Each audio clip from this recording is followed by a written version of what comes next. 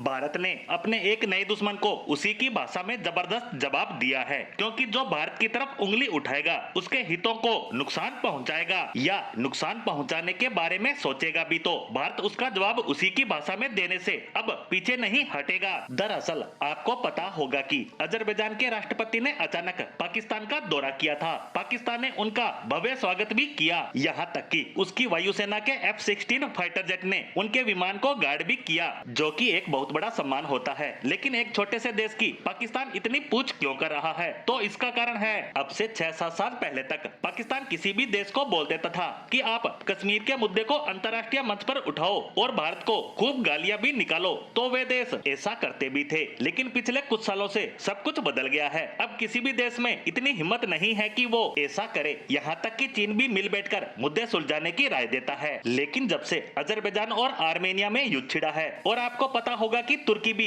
Armenia का दुश्मन देश है और तुर्की पाकिस्तान और अजरबैजान का गठबंधन है, इसीलिए इनको सबक सिखाने के लिए भारत ने आर्मेनिया की मदद करना शुरू किया, जिससे तुर्की और अजरबैजान चिढ़े हुए हैं। यहाँ तक कि अजरबैजान ने तो भारत को धमकी तक दी थी कि आप आर्मेनिया को हथियार मत दो, और इसी बात का फायदा पाकिस्तान ने उठाते हुए अजरबैजान के राष्ट्रपति को इनवाइट किया और कहा कि आप यहाँ पहुंचकर कश्मीर की बात कीजिए, भारत के खिलाफ बोलिए, जिससे भारत चुप होकर बैठ जाएगा। और ऐसा अजरबैजान ने किया भी। कश्मीर राग खूब अलापा गया और सब कुछ करने के बाद उसे लगा कि उसने बहुत बड़ा तीर मार लिया है। लेकिन जैसा कहते हैं कि कभी आसमान की तरफ देखकर थूकना नहीं चाहिए, और अब इनका थूका इनके मुंह पर आकर गिरा है। अजरबैजान के राष्ट्रपति की इस यात्रा के दौरान सारा इंटरनेशनल मीडिया डोनाल्ड ट्रंप पर चली गोली पर कवरेज करने में बिजी था। यहाँ तक कि पाकिस्तानी मीडिया ने भी इसे महत्व नहीं दिया। वहीं दूसरी तरफ भारत ने भी पासा पलट के रख दिया है, क्योंकि खबर आई है कि भारत इस दौरे के बाद बेहद गुस्से में है